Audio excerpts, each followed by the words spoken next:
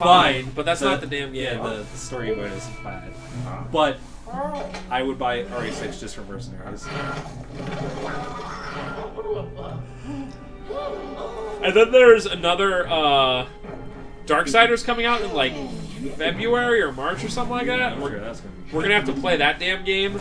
Oh, dude, Darksiders. So Darksiders 1 I like a lot. Darksiders 2 was like one of those games where it's like Banjo-Tooie, where they try to do too much and you're like, oh my god, what's going on here? There was like 4 different layers of the world. Like you go deeper and deeper into the world, and there was all these quests. And when I beat it, I was like, I'm done. Parker was like, really? I was like, I did all the linear stuff and was done. I couldn't do any more. And then Darksiders 3 sucks so much. I can't even begin to say how hard that game is and how much it sucks. What's the fourth one called? Genesis or something? I think so, yeah. And it's only $40. It's gonna be the worst game ever. Oh god. So Darksiders 1 was like a mixture of an action game and Legend of Zelda. Darksiders 2 was like a Prince of Persia and like a what's a big open world? Like almost like a third person like Fallout, just because it was so vacuous. And Darksiders 3 was literally Dark Souls. I don't know how I beat that game. I literally don't. I played it on easy the whole damn time. Most likely it's because you played it on easy. How I beat it, yeah. Well, like, what happened was Parker was over and he was like, hey, while I'm here, why don't you start up Darksiders? I was like, okay. The first boss is like a tutorial boss that's like 2 minutes into the game. I died to it like 6 times, and I was like, are you kidding me? And he was like, yeah, I wanted to see how you thought it was, because I thought this game was like really hard. And I was like, dude, I'm doing it on easy. You start the game, you walk forward 2 screens, and there's a boss. And I was dying to that. I don't know, I don't know if that was one of those ones where I was like, should I be dying to this boss? You know, like I mentioned earlier in this video. But I do know that if you're gonna have a boss 1 minute into the game and, like, you die, holy crap. By the way, you know Sand? I do know Sand. This boss is really weird. I don't really understand it, like the attack patterns, but it's like easy enough that I sort of just tank the damage because I don't really understand. Wait, do you have to get the... Oh, you're just trying to pull the sand away, yeah, right? I just try to do that, but like these snakes have just such a weird like attack pattern, and like no matter how I try, I always get hit somehow. But like she only has 300 health, so I mean it's just 3 cycles of this, and they usually drop a heart. So just I like how when you shoot the light on her, she does that like very generic, stereotypical arm motion. Can't ever have an Egyptian thing in a game without having them literally do that. Also, every pharaoh is Cleopatra and no one else. Yep. I mean, I get it. It's very, what's the word? Like, recognizable. Like, I get it. But it's still like, oh my gosh.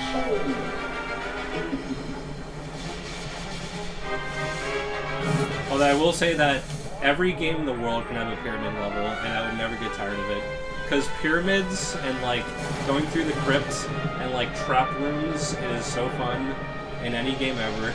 Do you know what 2 games I would play? Alright. Freaking Eternal Darkness has a that's true. Crypt level, and it's awesome. So I would play a game, it would probably have to be a horror game, where it's essentially based on the catacombs. Like, where you're just exploring, like, catacombs. It might be hard to do because, like, it's obviously not a very open space, but I would definitely play that game. And I would play a game that it would probably have to be, like, an indie title, where, like, pretty overtly, it, like, how do I put this? It does every single game trope, like, on purpose. You know what I mean? Like, it's almost like how every Mario stage has, like, it has the ice level where you slip and stuff like that. The final level is the lava level. I would play a game that, like, did that on purpose, but, like, was, like, obviously made it clear that that's what they meant, you know? I would play that. I think that'd be fun. And it could be, like, humorous the whole way through. You know what other game I would play? Barkley, Shut Up and Jam 2. That is officially dead, right?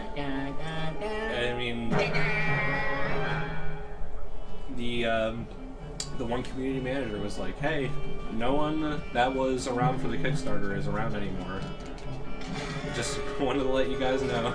It's amazing. It's still, like, existing. There might be, like, one guy still spearheading it, but, yeah, good luck. And that's why you don't feature creep a Kickstarter game made up of indie developers. What does feature creep mean?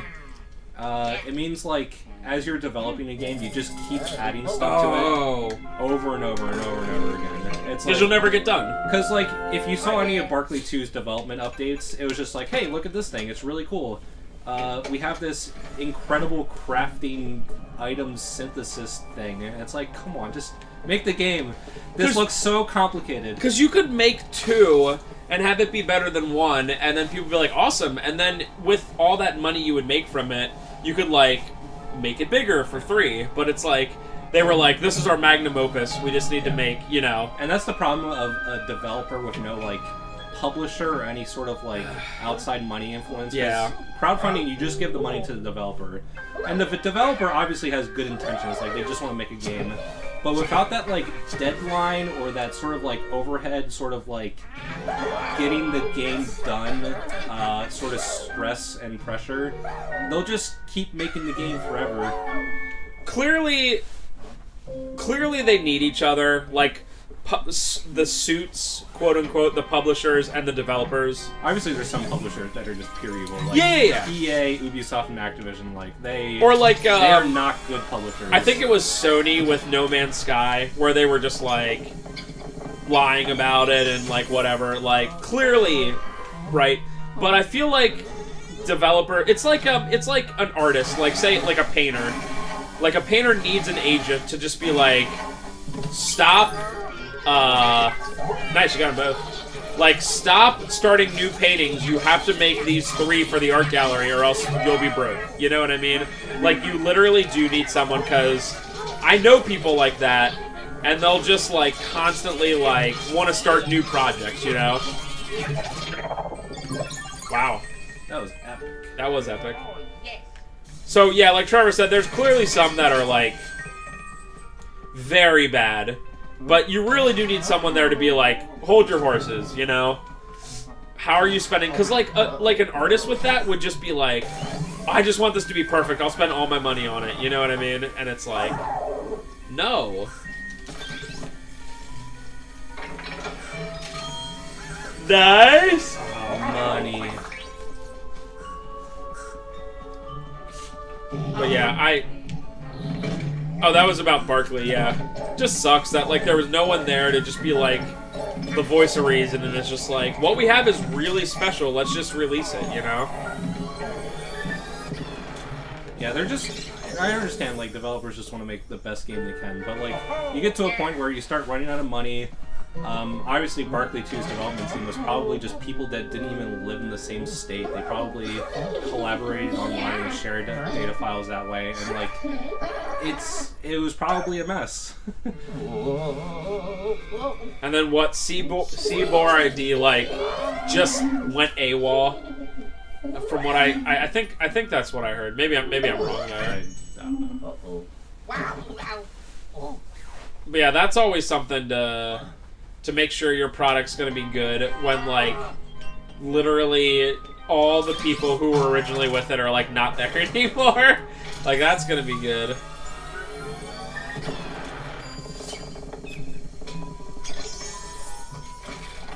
So yeah, I'd play that game. I hope that if they ever completely cancel it, they just release, like, whatever build there is. I don't know if that's a thing.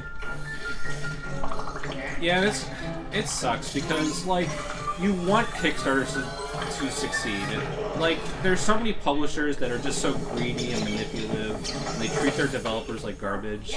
But, like, you have so many cases of games either just being completely canceled or just being bad when they come out. And it sucks.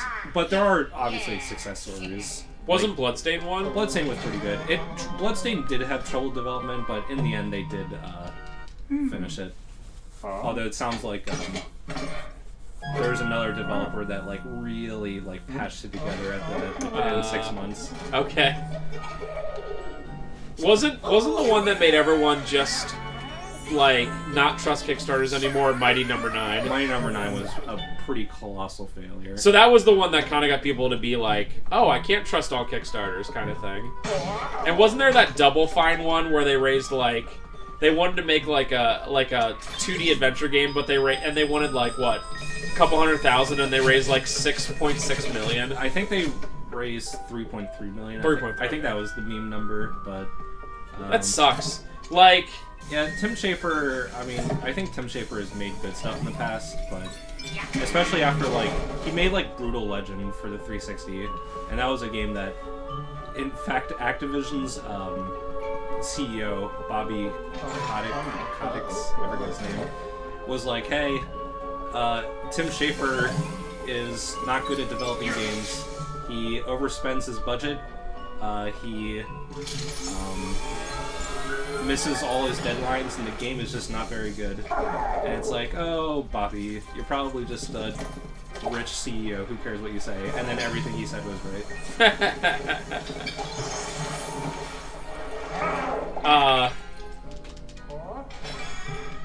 That would suck. Like, I wish in some ways if I had to do like a Kickstarter that I could like cap the amount of money. Like, I know that sounds really weird, but like so if I had to do like an addition to CIB and I needed $50,000, right?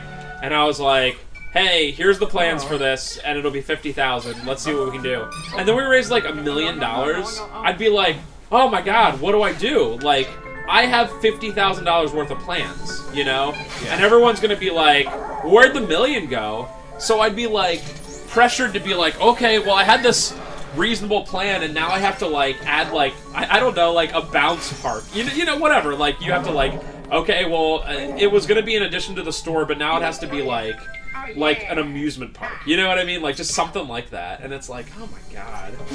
So I do feel bad about that. Especially with that game where it's like, it's a 2D adventure game, and it's like, yeah, you don't need 3.3 million to make that.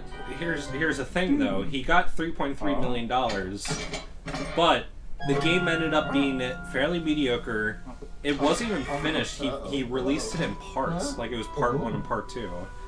And it's like, well, you raised that much more money, and you didn't even deliver on your original promise. Like, what happened? Yeah, and that's I true. think that's the reason why people were mad, more so than anything. I mean, that makes sense. Especially with that extra money, you should have been able to hire more people just to get it out, you know? And it just seemed like they all they did with the money was hire, like, celebrity voice actors. Well, that was ahead of its time. That's where all of Kojima's budget went. Boom! And the sad thing is that I remember watching the video about it a while ago. But I remember the voice acting in the game being very flat and boring too. That's the worst part. At least you could like pay someone very little to be like decent at it.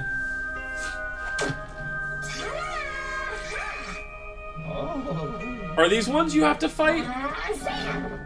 Yes. I feel like this would be a good one for them to, like, all they want to do is, like... Well, they're making fun of Luigi's hat from smelling bad, so they don't like you. But a way they could have taken it was, like, as the boss fight could have been you against them, like, doing, like, magic tricks? You know what I mean? Yeah, that'd be cool. That'd be cool, and then you wouldn't have to actually fight them. So this area is weird now, so those magicians, like, mixed up all the runes, so they're all just completely random now. So it's just kind of a lazy excuse to reuse all the runes again, but it's also kind of cool. Freaking ghost!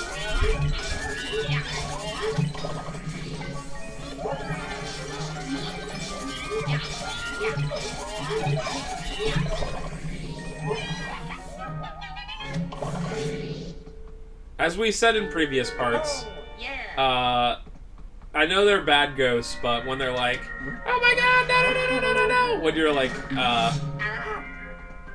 when you're sucking them up, kind of spooky. It definitely feels weird.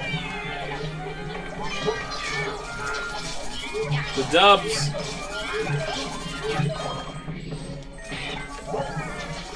Sometimes when I see games like this, I wonder, like, how speedrunners have broken them. Like, I don't even know what the, like, record is, but, like, seems like a decently long game, and, like, but clearly there's, like, a way, like, I'm sure, to, like, skip a lot of it, you know? Skip levels or whatever. I don't know. I mean, I don't really watch speedruns almost at all anymore, except for Ocarina of Time. But I kind of remember, like, watching a stream for, like, 5 seconds, and I remember the speedrun being, like, 2.5 or 3 hours long, so I don't think there's many skips. Yeah, that at least at that point. That doesn't seem like it would be, like, major skips at that point. I don't know, it just doesn't seem like there's probably a whole lot to actually skip in this game. Well, it's very linear. Especially since, they're all separate floors, too. I'm sure eventually they'll figure it out, but it also seems pretty well put together. It's well put together, it's well structured, but it's very linear. And you just go through each room, and then you have to fight a boss to get to the next room, so I don't know what they could do.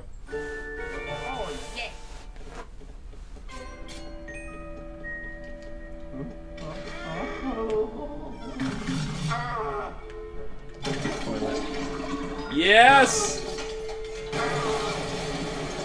He's big, he's red, and you better believe he's mad.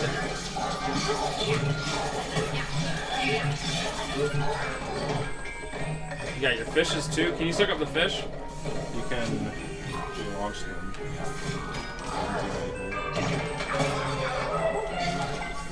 Cool.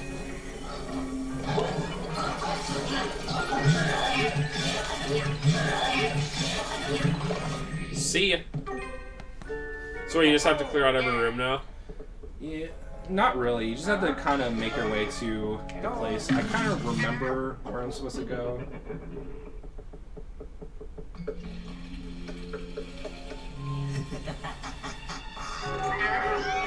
Hi.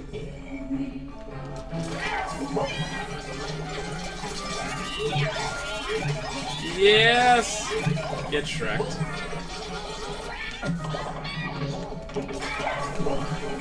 Oh, that's kind of